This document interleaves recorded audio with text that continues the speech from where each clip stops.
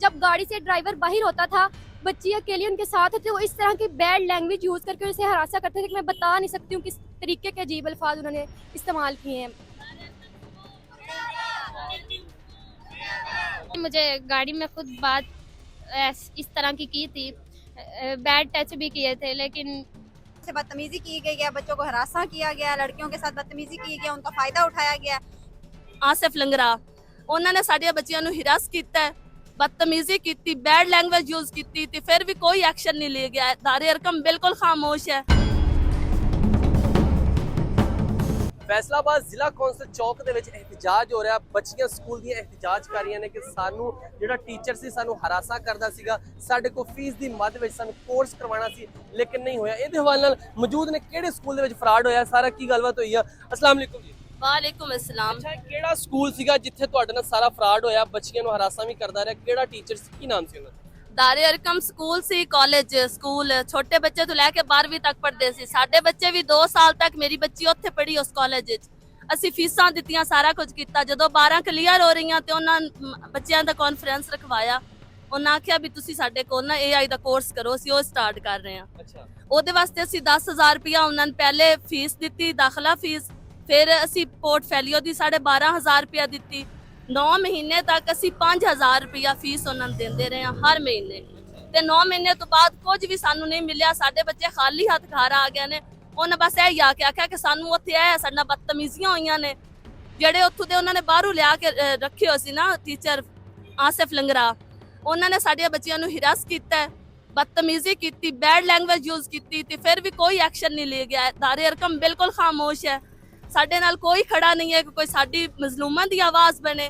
ਅਸੀਂ ਮਜਬੂਰਨ ਅੱਜ ਰੋਡ ਤੇ ਨਿਕਲੇ ਹਾਂ ਆਪਣੀ ਆਵਾਜ਼ ਆਪ ਬਣਨ ਵਾਸਤੇ। ਬਿਲਕੁਲ ਆਪਣੀ ਆਵਾਜ਼ ਆਪ ਨਿਕਲੇ ਨੇ, ਬੱਚੇ ਸਟੂडेंट ਵੀ ਨਾਲ ਆ। ਅੱਛਾ, ਤੁਹਾਨੂੰ ਕੀ ਕੋਰਸ ਸਿਖਾਇਆ ਜਾ ਰਿਹਾ ਸੀ?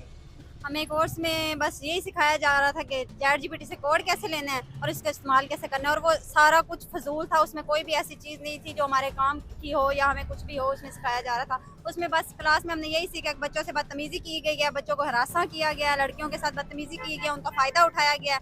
क्योंकि सर बेहतर तरीके से जानते थे कि यहाँ कौन से बच्चे आए हुए हैं इस कोर्स में। जाहिर सी बात है, ऐसे बच्चे किसी के अब्बू नहीं है, यहाँ पे ऐसे बहुत सारे स्टूडेंट हैं जिनके पेरेंट्स नहीं है, किसी का भाई नहीं है, जिनका फैमिली बैकग्राउंड अच्छा नहीं है। उस चीज़ को देखते हुए और दारे अरकम ने भी फ़ायदा उठाया और आसिफ लंगरा ने भी फ़ायदा उठाया। ਫਾਇਦਾ ਉਠਾਇਆ। ਅੱਛਾ, ਸਕੂਲ ਟੀਚਰ ਜਿਹੜਾ ਸੀ ਕੀ ਨਾਮ ਸੀ ਉਹਦਾ, ਕਿਸ ਤਰ੍ਹਾਂ ਹਰਾਸਾ ਕਰਦਾ ਸੀ, ਕਿੱਧਰ ਤੁਹਾਨੂੰ ਗੱਡੀ 'ਚ ਬਿਠਾ ਕੇ ਲੈ ਕੇ ਜਾਂਦਾ ਸੀ? आसिफ लंगरा उनका नेम है। वो उन्होंने कभी क्लास में सब बैड लैंग्वेज बहुत ज़्यादा यूज़ की है। हमेशा वो जाहिल, डफर, भंग पी के आए हो, आप लोग नशा करके आए हो, इससे अलावा उन्होंने कभी बात नहीं की। और हरासा वो तब करते जब वो किसी इवेंट पे लेके जाते थे बच्चों को, और वहाँ पे जब गाड़ी से ड्राइवर बाहर होता था, बच्ची अकेली उनके साथ होती, वो इस तरह की बैड लैंग्वेज यूज़ करके उसे हरासा करते थे कि मैं बता नहीं सकती हूँ किस तरीके के अजीब अल्फाज उन्होंने इस्तेमाल किए हैं। अच्छा, और क्या क्या करते थे, कितनी बच्चियां थी टोटल जो आप स्टूडेंट थे? हमारी तकरीबन 80 से ऊपर थे स्टूडेंट्स, और बहुत ज़्यादा बदतमीज़ी हमसे की जाती थी। हमें अगर कोई प्रॉब्लम आती थी प्रोजेक्ट में, कोई भी वो जो प्रोजेक्ट करवा रहे थे वो हमें अगर उसमें कोई गलती आती थी, वो कहते ChatGPT से पूछो, आप लोग इस काबिल ही नहीं हो कि आप लोग इसको कर सको। बिल्कुल भी आप कहते थे आप लोग गलत हो, ये आप लोग सही नहीं कर रहे हैं, आप लोग इस काबिल नहीं है, आप लोग जाहिल हैं, आप लोग ये भी नहीं कर सकते हो, आप ChatGPT से पूछो।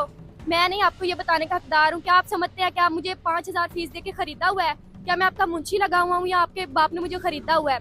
ये लैंग्वेज उन्होंने हमसे क्लास में यूज़ की। ਲੈਂਗੁਏਜ ਤੁਸੀਂ ਸੁਣ ਲਈ ਕਿ ਬੱਚਿਆਂ ਨੇ ਸਾਰੀ ਗੱਲਬਾਤ ਦੱਸ ਦਿੱਤੀ। ਇਹਦੇ ਹਵਾਲੇ ਨਾਲ ਸਾਡੇ ਨਾਲ ਸਟੂਡੈਂਟ ਵੀ ਨੇ, ਇਹਨਾਂ ਨਾਲ ਵੀ ਮੁੰਡੇ ਵੀ ਨੇ, ਇਹਨਾਂ ਨਾਲ ਗੱਲਬਾਤ ਕਰਦੇ ਹੈਗੇ ਆ। ਤੇ ਅੱਛਾ ਜੀ, ਕਿਹਦੇ ਕੀ ਮਸਾਇਲ ਆ ਰਹੇ ਸੀ ਤੁਹਾਨੂੰ, ਕੀ ਕਹਿੰਦਾ ਸੀ ਟੀਚਰ ਨੇ, ਤੁਹਾਡੇ ਕੋਲ ਕਿੰਨੀ ਫੀਸ ਲਈ? ਸਰ ਸਾਡੇ ਕੋਲੋਂ ਦਾਖਲਾ ਫੀਸ 10,000 ਰੁਪਇਆ ਲਈ ਹੈ। ਆਸਿਫ ਲੰਗਰਾ ਸਾਹਿਬ ਟੀਚਰ ਸੀ, ਉਹਨਾਂ ਨੇ ਕਿਹਾ ਕਿ ਦਾਖਲਾ ਫੀਸ ਇਹ ਹੋਏਗੀ, ਪਰ ਮੰਥ ਜਿਹੜੀ ਹੈ 5,000 ਰੁਪਇਆ ਫੀਸ ਹੋਏਗੀ। ਅਸੀਂ ਕਿਹਾ ਕਿ ਠੀਕ ਹੈ। 9 ਮਹੀਨੇ ਦੇ ਕੋਰਸ ਦੀ ਗੱਲ ਹੋਈ, ਉਹਨਾਂ ਨੇ ਕਿਹਾ ਕਿ 3 ਮਹੀਨੇ ਬਾਅਦ ਜਿਹੜੇ ਨਾ ਬੱਚੇ ਆਪਣੀ ਕਮਾਣਾ ਸ਼ੁਰੂ ਕਰ ਦੇਣਗੇ। ਅਸੀਂ ਇੰਤਜ਼ਾਰ ਕਰਦੇ ਰਹੇ, 3 ਮਹੀਨੇ ਲੰਘੇ। ਉਹਨਾਂ ਨੇ ਕਿਹਾ ਕਿ ਹੁਣ ਤੁਹਾਡੇ ਨਾ ਪੋਰਟਫੋਲੀਓ ਬਣਾਉਣਾ, ਉਹ ਕੰਮ ਵਾਸਤੇ ਜ਼ਰੂਰੀ ਹੈ ਤੇ ਉਹਦੇ ਵਾਸਤੇ 12,500 ਰੁਪਇਆ ਹੋਰ ਦਿਓ।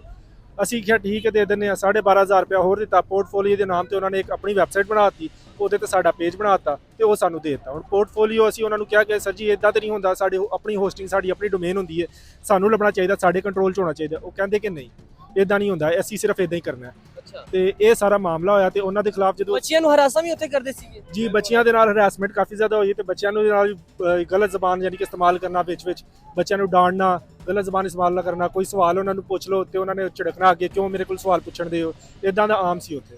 ਅੱਛਾ ਆਮ ਸੀ। ਲੋ ਤੁਸੀਂ ਵੇਖਿਆ ਕਿ ਚਨਿਓੜ ਦੇ ਵਿੱਚ ਜਿਹੜਾ ਦਾਰੇ ਅਰਕਮ ਸਕੂਲ ਹੈ, ਇਹਨਾਂ ਦਾ ਕਹਿਣਾ ਕਿ ਉਹਦੇ ਵਿੱਚ ਇੱਕ ਟੀਚਰ ਆਂਦਾ ਹੈ, ਆ ਕੇ ਬੱਚਿਆਂ ਨੂੰ AI ਦੇ ਨਾਮ ਤੋਂ ਕੋਰਸ ਕਰਵਾਉਂਦਾ, ਜਿਹਦੇ ਵਿੱਚ ਲੱਖਾਂ ਰੁਪਈਆ ਫੀਸ ਲੈ ਲਈ ਹੈ, ਲੇਕਿਨ ਉਹਨੇ ਕੋਈ ਵੀ ਸਬਕ ਨਹੀਂ ਸਿਖਾਇਆ, ਕੁਝ ਵੀ ਨਹੀਂ ਸਿਖਾਇਆ, ਸਿਰਫ ਬੱਚਿਆਂ ਨੂੰ ਹਰਾਸਾ ਕੀਤਾ, ਬੱਚਿਆਂ ਨੂੰ ਬੈਡ ਲੈਂਗੁਏਜ ਇਸਤੇਮਾਲ ਉਹਨਾਂ ਨਾਲ ਕੀਤੀ। ਤੇ ਅੱਜ ਜ਼ਿਲ੍ਹਾ ਕੌਂਸਲ ਦੇ ਵਿੱਚ ਸਾਰੇ ਬੱਚੇ ਜਿਹੜੇ ਆਏ ਹੋਏ ਆ, ਇhtਜਾਜ ਕਰਦੇ ਪਏ ਆ।